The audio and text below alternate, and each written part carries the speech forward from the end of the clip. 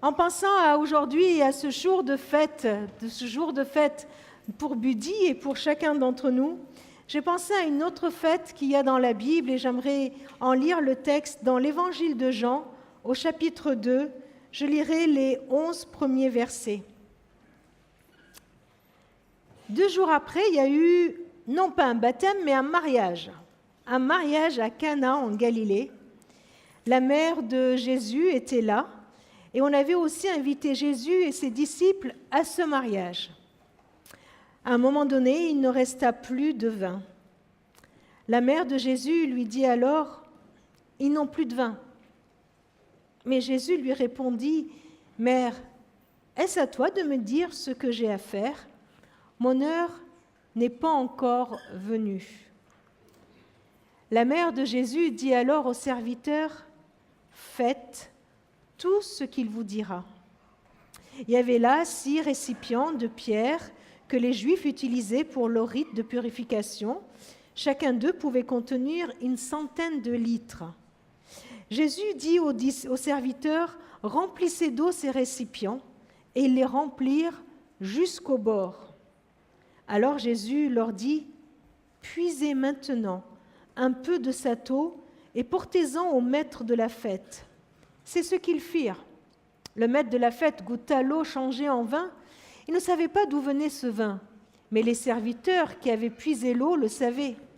Il appela donc le marié et lui dit, « Tout le monde commence par offrir le meilleur vin, puis, quand les invités ont beaucoup bu, on sert le moins bon.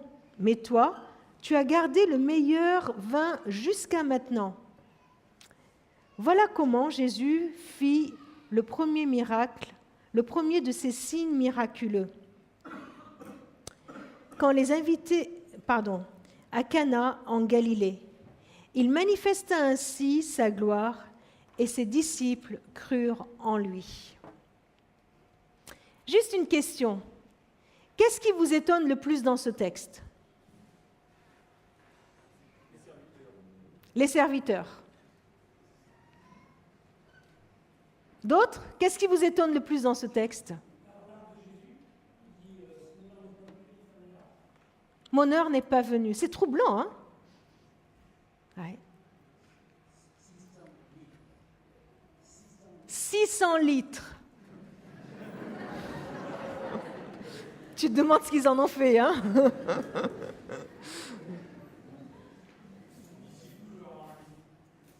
La faim, c'est ça ? Les disciples crurent en lui, la faim. Il y a quand même pas mal de choses étonnantes dans ce texte. Hein ? Pourquoi le premier miracle de Jésus est celui-là ? C'est bizarre. C'est pas un miracle, j'allais dire, très sérieux. Vous voyez ce que je veux dire, hein ? Voilà, de l'eau qui est transformée en vin. Pourquoi c'est celui-là le premier miracle qu'il fait ? J'ai lu, relu ce texte, je me disais, mais il y a plein de choses tellement étonnantes dans ce texte. Moi aussi, ce qui m'a étonnée, c'est le début et la fin. Ce texte qui commence par, au verset 3, regardez, voilà, je remets au début. Voilà, il y avait un mariage à Cana, on avait invité Jésus et ses disciples à ce mariage. Rien de plus banal, non ? Voilà, il y a une fête, on invite Jésus et ses disciples.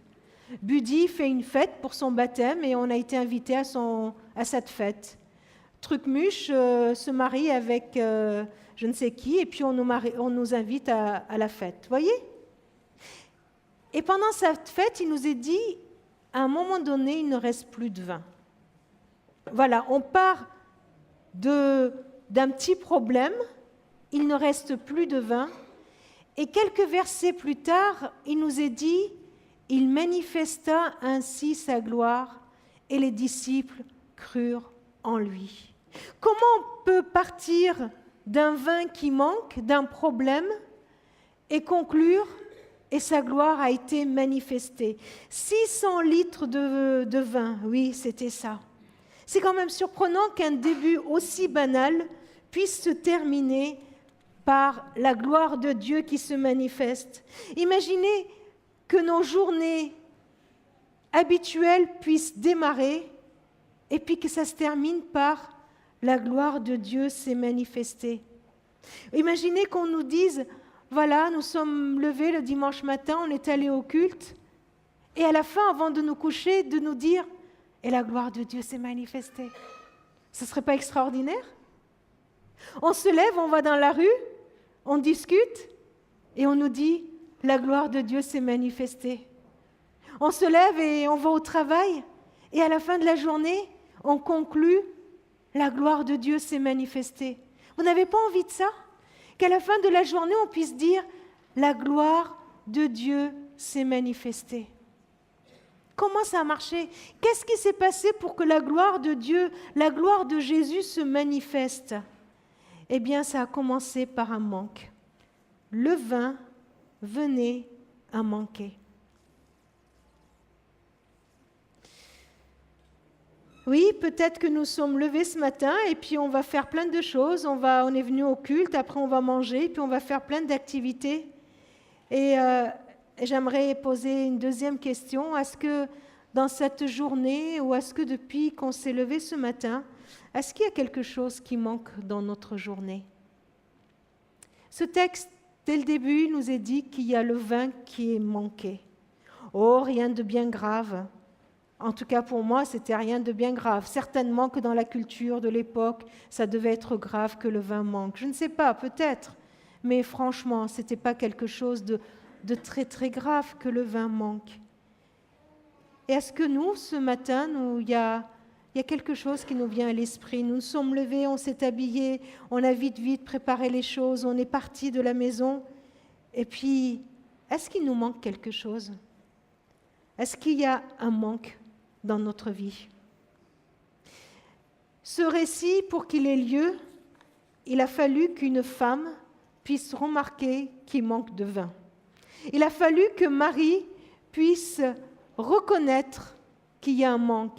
Il nous est dit que Marie, elle a vu qu'il ne restait plus de vin. Elle l'a vu. Elle s'est rendue compte que de ça, même si c'était anodin, même si c'était peut-être pas très sérieux, elle l'a pris au sérieux.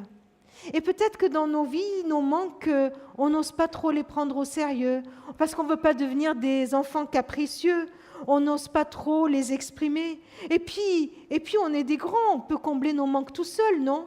On peut faire en sorte pour trouver un peu de paix, pour trouver un peu de repos, on va se mettre une bonne musique qui va nous apaiser, qui va nous faire du bien. Et puis on va partir en vacances, comme ça on croit qu'on va se reposer pendant les vacances. Mais vous savez ce qui se passe quand on rentre de vacances? Il faut qu'on récupère de nos vacances parce qu'il y a plein de choses à faire à notre retour. Et puis on manque il y a tellement de manques, on manque dans nos relations, on en manque dans nos difficultés relationnelles, on manque de franchise avec certains. Et on va se dire tant pis, je vais aller ailleurs, je vais faire d'autres relations ailleurs. Et puis au lieu de prendre au sérieux ce manque de franchise et de le régler, on va déporter, on va aller ailleurs. Il nous manque parfois juste un peu un sens à notre vie. Il nous manque peut-être juste une liberté dans des situations, on est dans des impasses de non-pardon, de non-discussion, et puis on est là, il nous manque des choses, et puis on part ailleurs. On ne veut pas prendre au sérieux nos manques, on ne veut pas prendre au sérieux tout ce dont on a besoin. Marie, elle est allée voir Jésus, et elle lui a dit, ils n'ont pas de vin. Ça aussi, je trouve ça étonnant. C'est étonnant que Marie aille voir Jésus et lui dise « il n'y a pas de vin ». Franchement, si vous étiez à la place de Marie, vous auriez pu faire quoi? Il n'y a pas de vin, vous êtes chez des amis, d'un coup il n'y a pas de vin, qu'est-ce qu'on fait? On s'en va. Bon, vous avez intérêt à prévoir le vin quand vous invitez Marc-Étienne, parce que sinon il va partir. Qu'est-ce qu'on fait? Moi, je crois que j'aurais pris ma voiture, j'aurais fait la tournée de tous les magasins où on vend du vin, et puis j'aurais cherché du vin, j'aurais fait quelque chose. On aurait imaginé tous les invités qui aillent fouiller dans leur cave et sortir toutes les bouteilles qu'il y a dans leur cave, vous voyez. On aurait pu trouver une solution soi-même pour résoudre cette situation, ce problème, pour trouver une solution à ce problème. Et puis Et c'est ce qu'on fait. Dès qu'il y a un manque, au lieu d'oser aller voir Jésus et lui dire « Il me manque, je n'ai plus de paix, je n'ai plus de tonus, je n'ai plus de joie, je n'ai plus d'énergie, On essaye de trouver nous-mêmes les solutions à nos problèmes. On essaye de nous débrouiller pour trouver la solution. Pourquoi Marie fait cela? Pourquoi Marie, elle ose aller voir Jésus et lui dire « Il n'y a plus de vin ». C'est pas pour rien qu'elle le fait. Elle ne le fait pas uniquement pour que les invités aient du vin. Elle ne le fait pas uniquement pour cela. Marie, elle connaît Jésus. Qui de mieux qu'elle connaît Jésus, n'est-ce pas? Elle s'attendait à quelque chose d'important. Elle s'attendait à ce que Dieu manifeste sa gloire. Après 30 ans à la maison, mon mari l'a élevé, l'a cajolé. Elle savait qui était Jésus. Elle savait qui il était, lui. Elle savait que cet enfant qu'elle a porté n'était conçu du Saint-Esprit. Elle savait que les promesses de Dieu étaient là dans la réalisation de cet enfant. Elle savait que son enfant est le Fils de Dieu. Elle savait qu'il est le Messie envoyé sur terre. Elle savait que toutes les promesses de Dieu allaient s'accomplir en lui. Elle savait qu'il est la solution aux besoins de l'être humain. Elle sait que Jésus est celui qui va pouvoir combler tous ceux qui sont autour d'elle, tous les humains. Alors, elle voulait qu'il manifeste sa gloire. Elle voulait qu'il manifeste sa gloire. Et ça m'a interpellée. Je me suis dit, moi qui connais Jésus, moi qui crois en Jésus, est-ce que je crois que ce Jésus que je connais, ce Fils de Dieu que je connais comme Sauveur et comme Seigneur, peut aussi manifester la gloire de Dieu, la gloire du Père dans mon quotidien, dans mon train-train et même dans mon manque et dans le manque de tous ceux qui m'entourent. Marie, elle croit. Marie, elle veut cela. Alors je l'imagine tout excitée aller voir Jésus pour lui dire « Il n'y a plus de vin ». Et c'est là qu'il y a la réponse bizarre de Jésus. Alors là, dans la traduction qu'on a lue, c'était marqué « mère », mais il faudrait mieux traduire par « femme ». « Femme, qu'est-ce qu'il y a entre toi et moi? Est-ce que c'est à toi de me dire ce que j'ai à faire ?» Pourquoi Jésus dit ça? Pourquoi d'un coup il met cette distance? Certainement que Jésus est en train de lui dire à elle et de nous dire à nous que nous n'allons pas lui dicter sa conduite. Nous n'allons pas venir à lui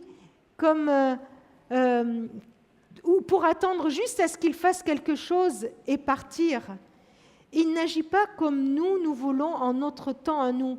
Buddy l'a dit dans son témoignage, vous l'avez entendu? Il a dit, Dieu répond, mais pas toujours au moment où on le veut, mais il répond. Et il a dû attendre certaines réponses très longtemps. Dieu n'agit pas, ne répond pas juste à notre commande, mais Dieu, il agit. Cette femme, elle s'attendait, elle savait que Jésus pouvait manifester la gloire de Dieu. Alors, elle ne répond pas à Jésus, elle n'argumente pas, elle ne conteste pas, elle ne lui dit rien d'autre, elle n'entre pas du tout dans cette conversation. Elle se tourne et elle dit au serviteur, « Faites ce qu'il vous dira. » Faites ce qu'il vous dira. Elle affirme par là sa confiance en Jésus, en toute humilité. Elle sait que Jésus va dire quelque chose et que ce que Jésus va dire, c'est la solution. On a parlé de différentes sortes de manques, mais je voudrais qu'on revienne à un manque essentiel de notre vie, le manque de Dieu lui-même. Nous l'avons chanté depuis le début du culte. J'ai Dieu qui dit « Vous qui avez soif, venez vers moi ». Nous avons chanté « J'ai soif de ta présence ». Mes amis, est-ce que nous réalisons notre manque, de notre besoin, juste de la présence de Dieu dans notre vie? Le juste, il était de trop, n'est-ce pas? Il était de trop. La présence de Dieu dans notre vie. Et des fois, on ne veut pas reconnaître ce manque. Notre société, il y a tellement de gens qui ne veulent pas reconnaître ce manque. Moi, des fois, je me lève le matin et je ne veux pas reconnaître ce manque. Le manque de communion avec Dieu, manque de Dieu dans notre vie. Alors on le compense par tellement de choses. On le compense par un suractivisme, on le compense par des tas de recherches à droite, à gauche. On le compense par des valeurs qui sont très justes et sur lesquelles on s'appuie. Mais au fond de nous, ce manque, c'est la présence de Dieu. Nous avons besoin de la présence de Dieu, comme nous avons besoin de boire. Comme nous avons besoin de l'eau dans notre vie, nous avons besoin de Dieu dans notre vie. Alors Dieu nous demande juste de reconnaître ce manque. Et du manque, de passer à la requête, de venir à lui et de lui dire « Seigneur, je suis en manque de toi. » Aujourd'hui, ce matin, je me suis levée pour venir au culte. Je me suis levée, j'ai préparé mes affaires, j'ai pris tout ce que j'avais besoin et j'ai couru au culte. Mais j'ai besoin juste de m'asseoir et de te dire « Seigneur, je suis en manque de toi. Je suis en manque de ton amour dans ma vie. Je suis en manque de ta présence dans ma vie. Je suis en manque de toi, d'une communion avec toi. Je suis en manque de ta présence. » Alors, en affirmant notre requête de besoin de la présence de Dieu, croyons, attendons-nous que Dieu peut et va manifester sa gloire. Il va manifester sa gloire. Comment il l'a fait dans le texte que nous venons de lire? Alors, les serviteurs, ils devaient faire ce que Jésus leur a ordonné et il leur a dit quelque chose de très simple. Il leur a dit, remplissez d'eau les 6 récipients. Remplissez d'eau. C'est bizarre ça. Comment on va pallier au manque de vin en remplissant de l'eau des jarres? Et ils le font. Et l'eau est restée de l'eau. Dans les récipients, il y avait toujours de l'eau. Et il leur donne un nouvel ordre. Il leur dit, prenez-en et distribuez. Allez, prenez cette eau et distribuez. C'est complètement bizarre, c'est trop simple, c'est trop facile. Et puis l'eau n'était pas encore changée en vin. Comment on va prendre de l'eau et distribuer de l'eau aux gens? Mais ils vont se moquer de nous, ils vont nous dire, mais c'est quoi cette histoire? C'est trop simple pour que ça marche. C'est de l'eau. On ne va pas distribuer de l'eau à la place du vin. Parfois, il y a des ordres que Dieu nous donne qui paraissent trop simples. Trop simples. On aimerait faire tellement d'autres choses pour que notre manque soit comblé, pour que Dieu manifeste sa gloire. Et puis il a dit dans son témoignage, il a dit que la vie avec Jésus, c'est simple. Et pourtant, sa vie n'est pas simple. Sa vie n'est pas simple. Mais il manifeste en même temps que c'est une vie de confiance en la parole de Dieu dans sa vie. Et quelles sont les paroles de Dieu dans notre vie?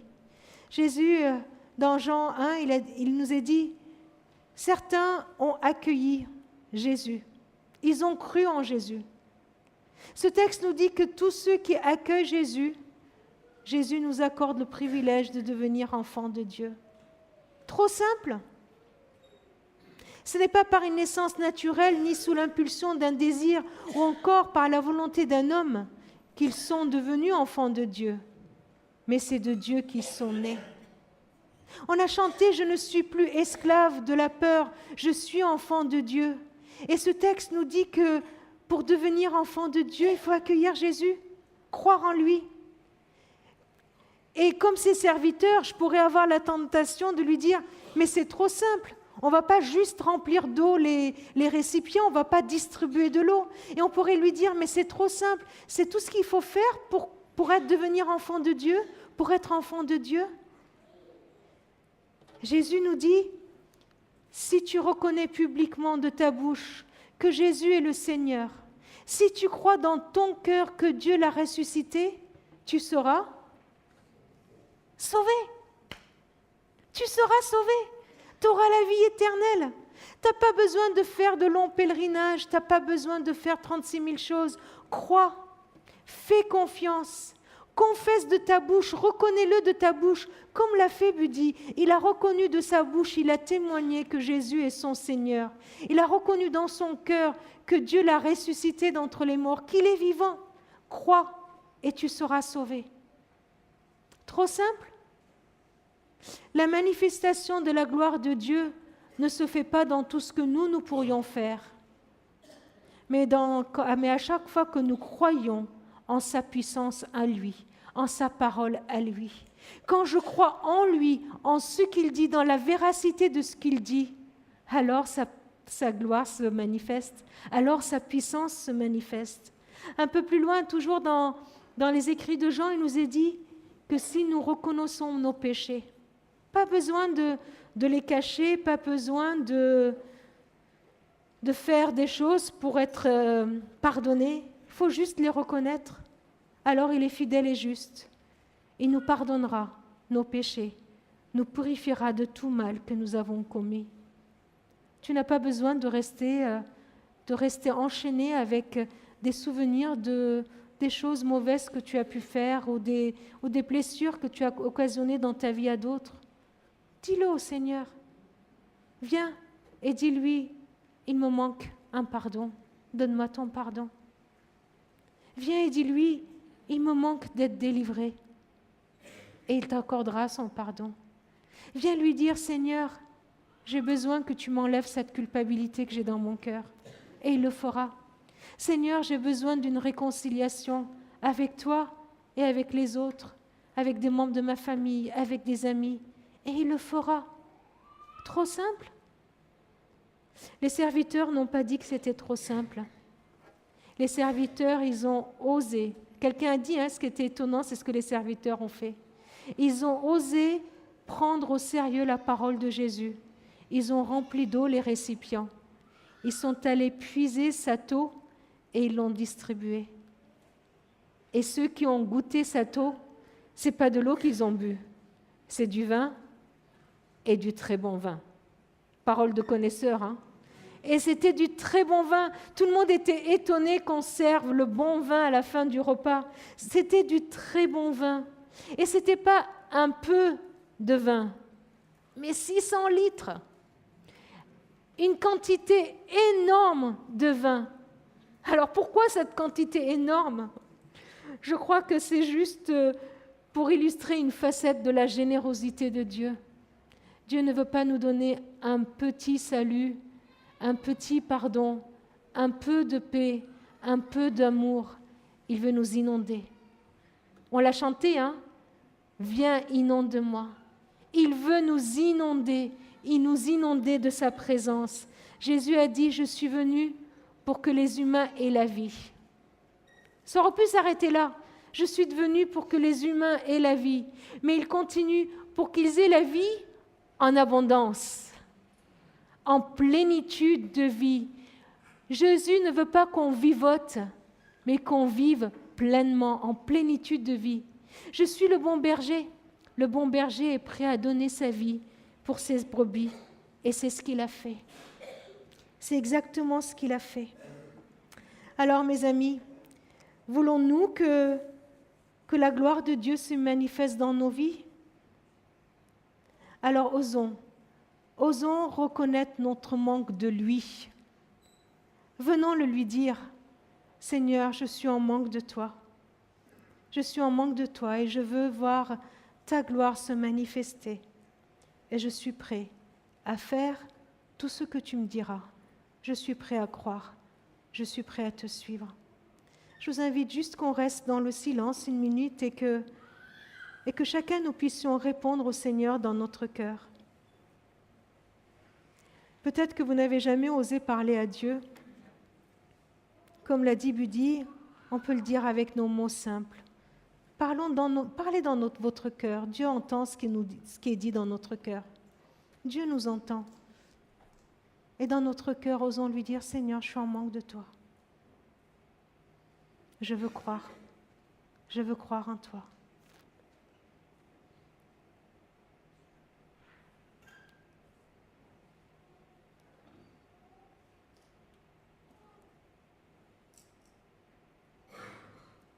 Seigneur, je ne veux pas me contenter d'un peu de ta présence, d'un peu de ta paix, de te connaître juste un peu, mais je veux te faire part de mon manque de mon manque de toi. Je te languis, Seigneur. Je languis de communion encore plus forte avec toi. Je languis d'une présence qui me désaltère encore plus. Merci, Seigneur, parce que tu réponds à nos demandes, parce que tu es capable d'y répondre. Alors je te remets chacun d'entre nous. Tu nous connais parfaitement. Tu connais les besoins de nos cœurs. Tu connais nos manques, nos déceptions, nos attentes. Je te prie, Seigneur, de venir nous désaltérer de toi. Je te prie, Seigneur, de nous inonder de toi. Merci, Seigneur, d'être ce bon berger qui a donné sa vie pour nous et qui nous apporte la vie et la vie en abondance. Amen.